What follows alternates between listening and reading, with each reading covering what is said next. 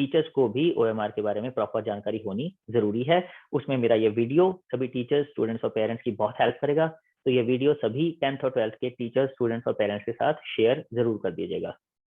ये है वो ओएमआर शीट जो सैंपल सीबीएसई ने दिया है।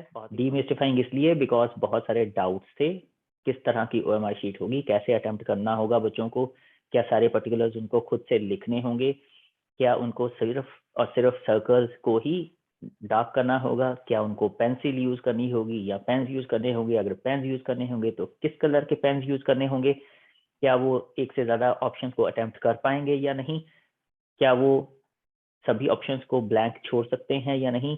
बहुत सारे ऐसे डाउट्स थे जिनको डीमिस्टिफाई किया है ये कोहरा सीबीएसई ने, छांटा है सभी डाउट्स का अपने इस सर्कुलर में जो उन्होंने इशू किया है 6 नवंबर को। ये इन्फॉर्मेशन ही है जिसके बारे में स्टूडेंट्स वेट कर रहे थे, टीचर्स वेट कर रहे थे, पेरेंट्स वेट कर रहे थे, और ये इन्फॉर्मेशन ही आपके सारे डाउट्स क्लियर कर देगी। इट मीन्स जब टर्म 1 एग्जामिनेशन लिख रहे हैं आप, चाहे 10th में या 12th में, आपको पेंसिल की रिक्वायरमेंट नहीं है, तो चाहे तो आप पेंसिल ना भी लेके जाएं तो भी कोई फर्क नहीं पड़ता। बट हाँ, बहुत स्ट्रिक्ट रूल होता है, इसके अकॉर्डिंगली आपका वो पर्टिकुलर एग्जाम भी कैंसिल किया जा सकता है और आपके सारे एग्जाम्स भी कैंसिल किए जा सकते हैं अगर आप इस रूल के अंडर ट्रायल आपका होता है। तो सपोज आपने गलती से किसी क्वेश्चन को अटेम्प्ट कर लिया मगर आपको लगा कि उसका आंसर सही नहीं है, तो आपको एक चॉइस दे दी है सीबीएसई ने, बहुत बड़ी चॉइस है ये, कि आप लास्ट में सर्कल को डार्क कर दीजिए तो उसे अनअटेम्प्टेड माना जाएगा। उस 3 स्टेप पे सीबीएसई आपको सेफ्टी एंड सिक्योरिटी प्रोवाइड कर रही है। I think we should be thankful to CBSE for this. But I would advise कि जो भी बच्चे आंसर्स अटेम्प्ट कर रहे हैं वो दोनों ही ऑप्शंस अटेम्प्ट करें, सर्कल्स को भी डार्क जरूर करें और बॉक्स के अंदर भी रिस्पॉन्स जरूर लिखें। Hello friends, specially all the teachers, parents and students of classes 10th and 12th जो टर्म 1 एग्जामिनेशन के लिए मेरे OMR शीट के एक्सप्लेनेशन वीडियो का इंतजार कर रहे थे। Here I am in front of you with the video of detailed explanation, जिसमें OMR शीट को आपने कैसे अटेम्प्ट करना है, क्या करना है, क्या नहीं करना है, उसके बारे में जो भी इंस्ट्रक्शंस सीबीएसई ने दी हैं उनको मैं आपके लिए सिंप्लीफाई करके बताऊंगा। तो let's go to the OMR sheet circular issued by the CBSE. तो ये है वो सर्कुलर, इसका नाम सीबीएसई ने रखा है demystifying OMR to be used in term 1। Demystifying इसलिए बिकॉज बहुत सारे डाउट्स थे किस तरह की OMR शीट होगी, कैसे अटेम्प्ट करना होगा बच्चों को, क्या सारे पर्टिकुलर्स उनको खुद से लिखने होंगे, क्या उनको सिर्फ और सिर्फ सर्कल्स को ही डार्क करना होगा, क्या उनको पेंसिल यूज करनी होगी या पेन्स यूज करने होंगे, अगर पेन्स यूज करने होंगे तो किस कलर के पेन्स यूज करने होंगे, क्या वो एक से ज्यादा ऑप्शंस को अटेम्प्ट कर पाएंगे या नहीं, क्या वो सभी ऑप्शंस को ब्लैंक छोड़ सकते हैं या नहीं। बहुत सारे ऐसे डाउट्स थे जिनको डीमिस्टिफाई किया है ये कोहरा सीबीएसई ने, छांटा है सभी डाउट्स का अपने इस सर्कुलर में जो उन्होंने इशू किया है 6 नवंबर को। आइए देखते हैं क्या इस सर्कुलर में। सबसे पहले तो सीबीएसई ने आप सबको फेस्टिवल सीजन की ग्रीटिंग्स दी हैं, तो हमारी तरफ से भी, आप सबकी तरफ से भी सीबीएसई को फेस्टिवल सीजन की बहुत सारी ग्रीटिंग्स और बधाई। क्या कहती है CBSE? You are aware that CBSE will be using OMRs for the first time for assessment of both classes 10th and 12th in term 1 examination. ये OMRs टर्म 1 में ही इस्तेमाल होने वाली हैं क्योंकि सीबीएसई ने बहुत क्लियरली ये चीज अपने पिछले सर्कुलर्स में बता दी थी कि टर्म 1 एग्जामिनेशन जो होंगे वो ऑब्जेक्टिव क्वेश्चंस के बेसिस पर होंगे, MCQs बेस्ड होंगे, और टर्म 2 जो होंगे उसमें सब्जेक्टिव क्वेश्चंस भी होंगे। तो सब्जेक्टिव क्वेश्चंस होने की वजह से टर्म 2 में OMR शीट यूज नहीं हो पाएंगी, टर्म 1 में आप इन्हें यूज करेंगे। Hence, there is a need that all the students appearing in term 1 examination and schools sponsoring these students should have complete knowledge about the OMR. इसके लिए पूरी नॉलेज होना जरूरी है। OMR is demystified by providing following information. ये information ही है जिसके बारे में स्टूडेंट्स वेट कर रहे थे, टीचर्स वेट कर रहे थे, पेरेंट्स वेट कर रहे थे, और ये information ही आपके सारे डाउट्स क्लियर कर देगी। A sample copy of OMR is enclosed with this letter. ये सैम्पल कॉपी भी मैं आपको एक्सप्लेन करके बताऊंगा, बने रहिए एंड तक मेरे साथ। Details of the candidates will be pre-filled in the OMR. ये बहुत इंपॉर्टेंट पॉइंट है, जो स्टूडेंट्स की डिटेल्स हैं वो प्री फिल्ड होंगी। जनरली क्या होता है जब हम बाकी कॉम्पिटेटिव एग्जाम्स या और हायर एग्जाम्स के लिए OMR शीट्स को फिल करते हैं, तो उसमें कैंडिडेट की डिटेल्स भी हमें खुद से फिल करनी होती हैं, हैंड रिटन भी करना होता है उसको, और सर्कल्स को डार्क भी करना होता है। तो वो एक बहुत टीडियस प्रोसेस है, काफी प्रैक्टिस करनी पड़ती है उसके लिए। शायद इसी चीज को ध्यान में रखते हुए CBSE ने सभी डिटेल्स बच्चों की प्री फिल्ड देने का फैसला किया है। मींस जब OMR शीट डाउनलोड होगी और प्रिंट होगी, सबसे पहले तो वो हर स्टूडेंट के लिए अपनी अलग से OMR शीट होगी, और हर स्टूडेंट के पर्टिकुलर्स उसमें पहले से ही लिखे होंगे। स्टूडेंट्स को अपने पर्टिकुलर्स उसमें, डिटेल्स उसमें नहीं भरनी पड़ेंगी। Candidate has to write a question paper code. हाँ, क्वेश्चन पेपर कोड जो ऊपर टॉप पे दिया होगा, क्योंकि वो क्वेश्चन पेपर आपको सेट वाइज मिलेंगे, तो हो सकता है आपको सेट ए मिले या बी मिले या जो भी मिले, उसमें जो भी क्वेश्चन पेपर का कोड होगा वो आपको, कैंडिडेट को ही फिल करना पड़ेगा OMR शीट में, in the upper right corner of the space provided for the same question. Candidate has to write in his or her own hand in the space provided, I confirm that all the particulars given above are correct. ये OMR sheet के and पे आपको एक statement printed already मिलेगी, मगर आपको अपने हाथों से इस स्टेटमेंट को लिखना पड़ेगा और साथ ही अपने सिग्नेचर भी करने पड़ेंगे। हर कैंडिडेट मतलब हर स्टूडेंट को रनिंग हैंड में करना है, ये आपको ब्लॉक लेटर्स में नहीं करना है। Only blue or black ballpoint pen is to be used for filling desired information and for given responses. Blue या black ballpoint pen, ये चीज को आप बिल्कुल ध्यान में रखिए। आप ना तो पेंसिल यूज करेंगे, ना ही जेल पेन यूज करेंगे, ना ही और किसी तरह का इंक पेन यूज करेंगे। आपको ब्लू या ब्लैक बॉल पॉइंट पेन ही यूज करना है। तो अभी से उसकी प्रैक्टिस करना शुरू कर दीजिए। अगर आपने बॉल पेन्स यूज नहीं किए हैं, most of the CBSE affiliated schools में बच्चे अलग अलग तरह के पेन्स लेकर आते हैं। बॉल पॉइंट पेन्स ना तो टीचर्स प्रेफर करते हैं, ना पेरेंट्स, ना ही स्टूडेंट्स उन्हें पसंद करते हैं, मगर क्योंकि यहाँ पे CBSE ने बॉल पॉइंट पेन मैंडेटरी कर दिया है, तो अगर अभी तक आपने बॉल पॉइंट पेन्स को यूज नहीं किया है, purchase them and start using them. Start practicing writing with the ballpoint pens and start practicing darkening the circles with the ballpoint pens. को सर्कल्स को डार्क करना है वो भी बॉल पॉइंट पेन से करना है, और अगर आपको कोई रिस्पॉन्स लिखना है वो भी आपको बॉल पॉइंट पेन से ही लिखना है। Use of pencil is strictly prohibited. Pencil तो OMR शीट पर बिल्कुल भी यूज नहीं करनी है आपको, इसका खास ध्यान रखिएगा। इट मीन्स जब टर्म 1 एग्जामिनेशन लिख रहे हैं आप, चाहे 10th में या 12th में है, आपको पेंसिल की रिक्वायरमेंट नहीं है, तो चाहे तो आप पेंसिल ना भी लेके जाएं तो भी कोई फर्क नहीं पड़ता। If it is found that the candidate has used pencil for filling OMR, this will be considered as use of unfair means. Unfair means, UMC, use of unfair means. ये थोड़ा टफ डिसीजन है CBSE का, मगर we can challenge, जो है सो है। तो यूज ऑफ अनफेयर मीन्स की कैटेगरी में आ जाएंगे, and action will be taken against the candidate as per unfair means rule. बहुत स्ट्रिक्ट रूल होता है, इसके अकॉर्डिंगली आपका वो पर्टिकुलर एग्जाम भी कैंसिल किया जा सकता है, और आपके सारे एग्जाम्स भी कैंसिल किए जा सकते हैं अगर आप इस रूल के अंडर ट्रायल आपका होता है तो इसलिए पेंसिल लेकर ही मत जाइए, मैं तो यही सलाह दूंगा आपको। Following are the important features of the OMR। क्या क्या होगा OMR पर? There is a space for answering 60 questions in an OMR irrespective of total questions given in the question paper। अब जैसे मैंने एक वीडियो पहले बताया था जिसमें मैंने पूरा डिटेल में बताया था कि किस सब्जेक्ट के क्वेश्चन पेपर में कितने क्वेश्चंस होंगे, सेक्शन वाइज कितने क्वेश्चंस होंगे, उसमें से कितने अटेम्प्ट करने होंगे। अगर वो वीडियो आपने नहीं देखा है तो उसका लिंक मैं यहाँ डिस्क्रिप्शन बॉक्स में दे रहा हूँ, आप उस पर क्लिक करके वो वीडियो देख सकते हैं। आपको क्लैरिटी मिलेगी कि किस पर्टिकुलर सब्जेक्ट में कितने क्वेश्चंस होने वाले हैं और आपको कितने अटेम्प्ट करने हैं सेक्शन वाइज। अब जैसे मैक्सिमम क्वेश्चंस का नंबर जो किसी भी सब्जेक्ट में हो सकता है वो 60 होगा, इसलिए हर OMR शीट पर 60 क्वेश्चंस के लिए स्पेस अवेलेबल रहेगा। Candidate will use maximum circles as per total questions given in the question paper. Suppose अगर 50 क्वेश्चंस हैं क्वेश्चन पेपर में तो आपको 50 ही सर्कल यूज करने हैं। अगर 45 क्वेश्चंस हैं क्वेश्चन पेपर में तो आपको 45 सर्कल्स यूज करने हैं। उससे ज्यादा आपको OMR शीट पर ऑप्शंस यूज नहीं करनी है। This should be only in serial, और करने भी आपको सीरियल ऑर्डर में ही है। अगर आपके पास 45 क्वेश्चंस हैं तो 1 से लेके 45 तक ही आपको अटेम्प्ट करने हैं। ये नहीं है कि आप 40th नंबर वाला क्वेश्चन जो है उसको आप 50th में अटेम्प्ट कर सकते हैं या 55th में अटेम्प्ट कर सकते हैं।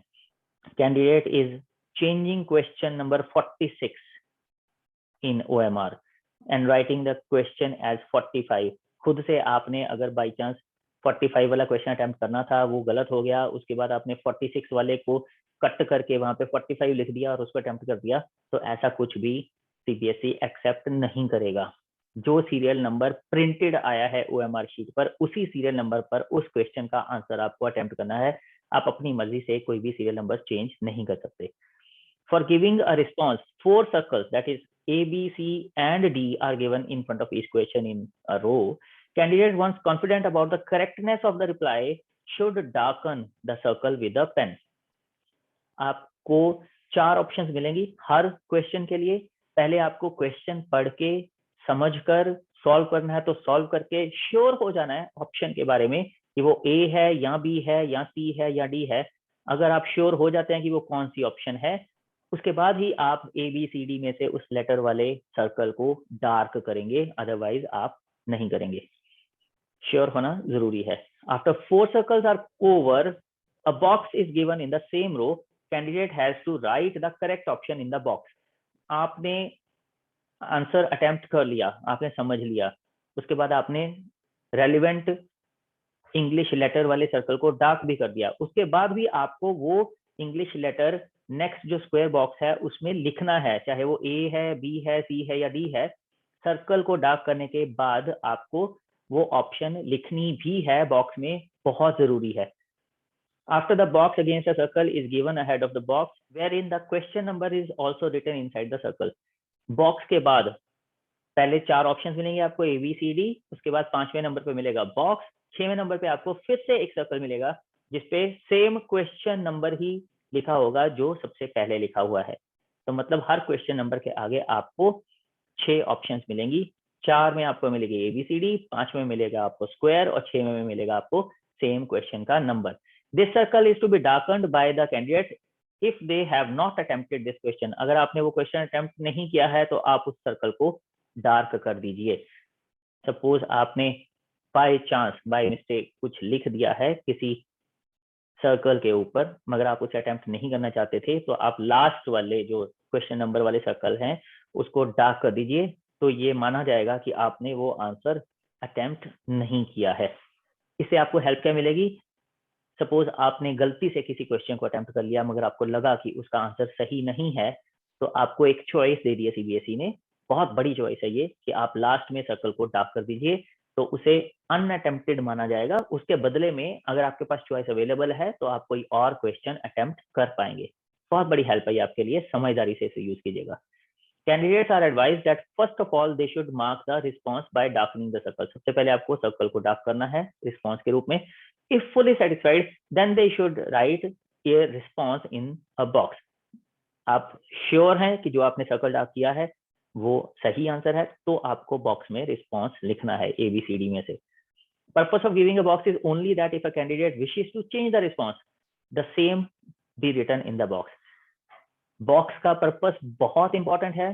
सपोज आपसे ऑप्शन चूज करने में गलती हो गई, आपने ABCD में से कोई ऐसा सर्कल को डार्क कर दिया जो आपको लगता है कि सही आंसर नहीं है। सपोज आपने B को डार्क कर दिया, मतलब आपको लग रहा है कि आंसर C सही है, तो इन दैट केस आप बॉक्स में C लिख सकते हैं, तो जो बॉक्स में लिखा होगा वो सही माना जाएगा। ये मुझे समझ नहीं आया फिर सर्कल का यूज क्या है। सिंपल बॉक्स दे सकते थे हम, बॉक्स में सीधा ABCD में से ऑप्शन लिख सकते थे, मगर फिर भी शायद 2 स्टेप वेरिफिकेशन जैसे होती है, थोड़ा सिक्योरिटी पर्पस के लिए सीबीएसई ने भी 2 स्टेप वेरिफिकेशन यूज किया है। पहले आपको सर्कल्स को डार्क करना है, उसमें अगर कोई गलती हो जाती है तो आपके पास एक और ऑप्शन बची रहेगी बॉक्स में अपना रिस्पॉन्स लिखने की। बॉक्स में रिस्पॉन्स लिखने के बाद भी अगर आपसे कोई गलती हो जाती है तो भी आपके पास एक और ऑप्शन बची रहेगी, लास्ट में क्वेश्चन नंबर को ही डार्क कर देना ताकि उसे अनअटेम्प्टेड माना जाए। तो 3 स्टेप पे सीबीएसई आपको सेफ्टी एंड सिक्योरिटी प्रोवाइड कर रही है। I think we should be thankful to CBSE for this. Even if a candidate is satisfied with darkening the circle, this response has to be written in the box. पहले बता दिया मैंने आपको, अगर circle dark कर भी दिया फिर भी बॉक्स में रिस्पॉन्स लिखना है। Candidates have to reply both in a circle and in a box. आपने सर्कल डार्क कर दिया मगर बॉक्स में रिस्पॉन्स नहीं लिखा तो आपका रिस्पॉन्स इनवैलिड माना जाएगा। Reply written in the box will be treated as final. Final reply box वाला ही होगा, मगर सर्कल में रिप्लाई करना भी जरूरी है, सर्कल को डार्क करना भी जरूरी है। If a box is empty and the response is marked in the circle, it will be considered that the question has not been attempted by the candidate। Box खाली छोड़ दिया आपने मगर सर्कल पे आंसर मार्क किया है, तो ये माना जाएगा कि क्वेश्चन अटेम्प्ट नहीं किया गया, अनअटेम्प्टेड मानेंगे। If the response is given in a box and the circle is left blank, it will be considered that the question has been attempted by the candidate। आपने बॉक्स में response दे दिया मगर circle खाली छोड़ दिया, तो ये माना जाएगा कि क्वेश्चन अटेम्प्ट किया गया है। तो फिर मुझे ये नहीं समझ आ रहा कि ये जो पॉइंट नंबर 7 है, इसमें ये चीज लिखने का कि candidate have to reply both in a circle and in a box, क्या तुक बनता है? अगर कैंडिडेट को दोनों में ही रिस्पॉन्स देना है तो फिर ये पॉइंट नंबर 10 जो है, जिसमें लिखा है कि अगर सर्कल को खाली छोड़ दिया और बॉक्स में रिस्पॉन्स दे दिया तो भी क्वेश्चन को अटेम्प्टेड ही माना जाएगा। ये दोनों चीजों में विरोधाभास है, कॉन्ट्राडिक्टरी स्टेटमेंट्स हैं ये। बट लेट सीबीएसई डिसाइड कि ऐसी स्टेटमेंट उन्होंने क्यों दी है। हो सकता है कई बार गलती से भी हो जाए, अगर कोई गलती हुई है तो इसकी क्लैरिफिकेशन जरूर आएगी। बट आई वुड एडवाइज कि जो भी बच्चे आंसर अटेम्प्ट कर रहे हैं वो दोनों ही ऑप्शंस अटेम्प्ट करें, सर्कल्स को भी डार्क जरूर करें और बॉक्स के अंदर भी रिस्पॉन्स जरूर लिखें। बॉक्स के अंदर का रिस्पॉन्स ज्यादा इंपॉर्टेंट है, जो यहाँ पे क्लियर हो रहा है। If all the three, that is 4 circles, box and the last circle are left blank, it will be considered that the question has not been attempted। चारों के चारों सर्कल भी आपके खाली हैं, बॉक्स में भी आपने कुछ नहीं लिखा है और लास्ट वाला क्वेश्चन नंबर वाला सर्कल भी आपने डार्क नहीं किया है, तो भी ये माना जाएगा कि आंसर आपका अनअटेम्प्टेड है। मगर जैसे मैंने पहले आपको ऊपर बताया, अगर आपने लास्ट वाले सर्कल को डार्क कर दिया तो भी ये माना जाएगा कि आंसर अनअटेम्प्टेड है। तो किसी आंसर को अनअटेम्प्ट दिखाने के लिए आपके पास दो तरीके हैं, या तो आप से गलती से कोई ऑप्शन फिल हो गई है तो आप लास्ट वाले सर्कल को डार्क कर दीजिए, आंसर अनअटेम्प्ट माना जाएगा। या फिर आप किसी भी सर्कल को, बॉक्स को डार्क मत कीजिए, कुछ मत लिखिए, तो भी आंसर आपका अनअटेम्प्ट ही माना जाएगा। ये सिर्फ चॉइस वाले केस में काम आएगा आपके लिए। Schools will download the OMR in advance. OMR sheets advance में डाउनलोड होंगी as per the schedule given in the guidelines which CBSE will provide shortly. तो ओएमआर शीट्स, जैसे मैंने पहले कहा, प्रिंटर की इंपॉर्टेंस बहुत ज्यादा है। पिछले वीडियो में मैंने बताया था एग्जामिनेशन सेंटर्स के पास अच्छी क्वालिटी के प्रिंटर और बैकअप में प्रिंटर होना जरूरी है, क्योंकि ओएमआर शीट कस्टमाइज आएंगी, हर बच्चे की अपनी ओएमआर शीट होगी, तो उसको प्रिंट करते टाइम कोई भी गलती नहीं होनी चाहिए, कोई भी डिले नहीं होना चाहिए। इसीलिए सीबीएसई ने शायद ये ऑप्शन भी दे दिया है कि ओएमआर शीट को एडवांस में प्रिंट किया जा सकता है, जैसे आंसर शीट पहले सीबीएसई प्रोवाइड करता था। Center superintendent will keep the OMR sheet safely under lock and key after downloading and will use only on the day of examination। तो पहले से प्रिंट करके ये रखी जा सकती हैं और एग्जामिनेशन के दिन ही इनको यूज किया जा सकता है, after affixing facsimile stamp of the center superintendent, अपनी स्टैंप लगाने के बाद। Schools are requested that based on information provided by the CBSE, practice session may be organized। सभी स्कूल्स को प्रैक्टिस सेशन ऑर्गेनाइज करने के लिए सीबीएसई ने बोला है। ओएमआर शीट का सैंपल नीचे मैं आपको दिखाने वाला हूं, उसको प्रिंट करके प्रैक्टिस बच्चों को करवानी है सभी एग्जाम्स को अटेम्प्ट करने के लिए। Prior to the practice sessions, teachers must also get acquainted themselves with the OMR. Teachers को भी ओएमआर के बारे में प्रॉपर जानकारी होनी जरूरी है। उसमें मेरा ये वीडियो सभी टीचर्स, स्टूडेंट्स और पेरेंट्स की बहुत हेल्प करेगा, तो ये वीडियो सभी 10th और 12th के टीचर्स, स्टूडेंट्स और पेरेंट्स के साथ शेयर जरूर कर दीजिएगा। ये है वो ओएमआर शीट जो सैंपल सीबीएसई ने दिया है, बहुत इंपॉर्टेंट है सैंपल को देखना। ये देखिए, केवल नीले और काले रंग के बॉल पॉइंट पेन का ही यूज करें, यूज ओनली ब्लू और ब्लैक बॉल पॉइंट पेन, कोई भी और पेन या पेंसिल आपको यूज नहीं करनी है। यहाँ पे लेफ्ट साइड में आप देखेंगे पर्टिकुलर्स दिए हुए हैं स्टूडेंट्स के, जो सीबीएसई ने पहले ही बता दिया है कि प्रिंटेड आएंगे, रोल नंबर पहले से प्रिंटेड होगा, डिजिट्स में भी और वर्ड्स में भी। Day of examination and date पहले से प्रिंटेड होगा, सेंटर का नाम और नंबर पहले से प्रिंटेड होगा, सब्जेक्ट का कोड और सब्जेक्ट का नाम भी पहले से प्रिंटेड होगा, स्टूडेंट का नाम, उसके फादर का नाम, उसके अपने स्कूल का कोड और नाम भी पहले से ही प्रिंटेड आएगा। तो ये सब चीजें आपको पहले से ही प्रिंटेड मिलने वाली हैं, इसके लिए आपको लिखना नहीं पड़ेगा। लिखना क्या है आपको, क्वेश्चन पेपर के ऊपर आपका जो कोड है, क्वेश्चन पेपर के ऊपर लिखा हुआ code, write the code number written on the question paper. उसको आपको इस बॉक्स में फिल करना है। ये 2 स्लैशेस पहले से ही मेंशन होंगी, यहाँ पे आपको फिल नहीं करना है। बाकी के ये 3 और ये 2 ब्लैंक्स जो हैं, इनमें आपको क्वेश्चन पेपर का कोड फिल करना है।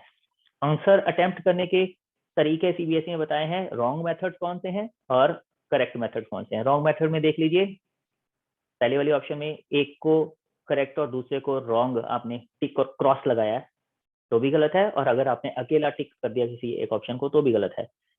आप डार्क भी करें और टिक भी करें किसी ऑप्शन को और साथ में दूसरी ऑप्शन डार्क भी करें तो भी गलत माना जाएगा। आप डिजाइनर वे में डार्क कर रहे हैं किसी सर्कल को, स्क्वायर या कोई और शेप बनाकर ब्लैंक छोड़ रहे हैं, पूरा का पूरा सर्कल डार्क करना जरूरी है। कुछ भी आपने स्पेस खाली छोड़ दिया तो भी उसको गलत माना जाएगा।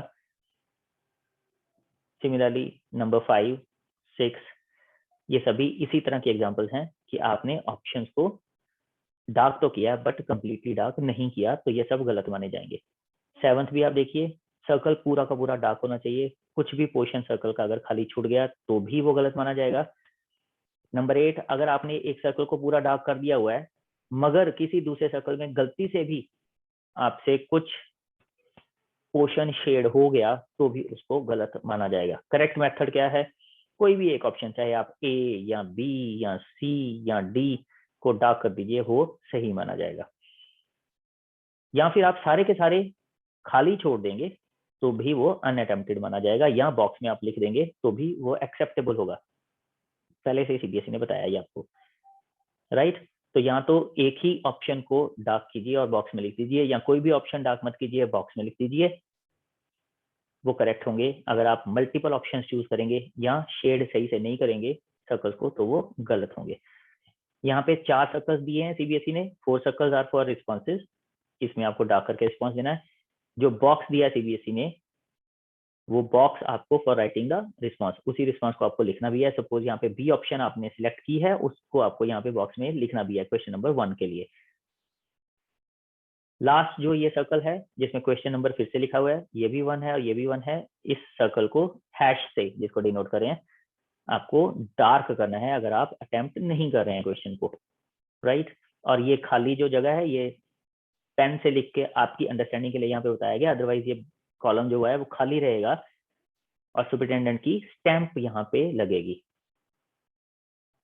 ये क्वेश्चन नंबर्स आप देख सकते हैं, 61 से लेकर 60 तक क्वेश्चन नंबर्स अवेलेबल हैं सैंपल शीट के ऊपर। हर क्वेश्चन नंबर के आगे आपको ABCD ऑप्शन मिलेंगी, एक बॉक्स मिलेगा और फिर से क्वेश्चन का नंबर भी मिलेगा। तो उसमें क्वेश्चन नंबर है पहला, फिर 4 रिस्पॉन्स है ABCD के टर्म में, एक स्टार वाला बॉक्स है जिसमें आपको लिखना है वही रिस्पॉन्स, और एक हैशटैग वाला सर्कल है जिसको आपको सिर्फ तभी डार्क करना है अगर आप उस क्वेश्चन को अटेम्प्ट नहीं करना चाहते मगर गलती से आपसे कोई ऑप्शन अटेम्प्ट हो गई है या बॉक्स में लिखा गया है, तब आपको ये हैशटैग वाले सर्कल को डार्क कर देना है। ये रही वो लाइन जो प्रिंटेड मिलेगी आपको, मगर आपको फिर भी हैंड रिटन लिखनी है। Please write above statement from your hand, अपने हाथ से आपको ये स्टेटमेंट लिखनी है। I confirm that all particulars given above are correct, और उसके बाद आपको सिग्नेचर भी करना है, candidate signatures in running hand. बाकी ये जो इसके नीचे वाला पोर्शन है यहाँ से लेके यहाँ तक का, ये इवेल्युएटर यानी कि टीचर के लिए है, इसमें आपने कुछ नहीं लिखना है। यहाँ पे टीचर्स लिखेंगे करेक्ट आंसर्स कितने थे, और यहाँ पे कोऑर्डिनेटर्स लिखेंगे करेक्ट आंसर्स कितने थे। तो ये टीचर का कॉलम है और ये कोऑर्डिनेटर का कॉलम है। उसके बाद सिग्नेचर्स होंगे इन्विजिलेटर के, इवेल्युएटर के, कोऑर्डिनेटर के और ऑब्जर्वर के। आइडेंटिफिकेशन नंबर्स भी इनके लिखे जाएंगे। ये हर आंसर शीट पे उनको करना होगा, तभी आंसर शीट प्रॉपर्ली इवेल्युएटेड मानी जाएगी। तो आई होप ये वीडियो आपको हेल्पफुल लगा होगा, OMR शीट के बारे में आपको प्रॉपर जानकारी मिली होगी और आप इसकी हेल्प से अपने आंसर्स को अच्छे से अटेम्प्ट कर पाएंगे ड्यूरिंग टर्म 1 एग्जामिनेशन। अगर ये वीडियो अच्छा लगा है तो इसे लाइक कर दीजिए और ज्यादा से ज्यादा अपने फ्रेंड्स, टीचर और पेरेंट्स के साथ इसे शेयर कर दीजिए ताकि हर स्टूडेंट, टीचर और पेरेंट को ये करेक्ट इन्फॉर्मेशन मिल जाए। मेरे चैनल प्रिंसिपल रफी गुप्ता को सब्सक्राइब कर लीजिए और नोटिफिकेशन बेल का बटन दबाना मत भूलिएगा। इसके साथ ही साथ अगर आपकी अभी भी कोई भी क्वेरीज या क्वेश्चंस या प्रॉब्लम्स टर्म 1 एग्जामिनेशन को लेकर हैं, उन्हें कमेंट बॉक्स में जरूर लिखिए ताकि मैं उनका सोल्यूशन अपने आने वाले वीडियोस में दे सकूं। और अगर आपने कोई भी कमेंट्स लिखे हैं, कोई प्रॉब्लम्स और क्वेरीज शेयर की हैं, तो उनके लिए मैं वीडियोस जरूर बनाऊंगा, और उन वीडियोस को देखने के लिए मेरे चैनल को सब्सक्राइब करके नोटिफिकेशन बेल का बटन जरूर दबा दीजिए। Till then keep watching principal Rasi Gupta. Thank you.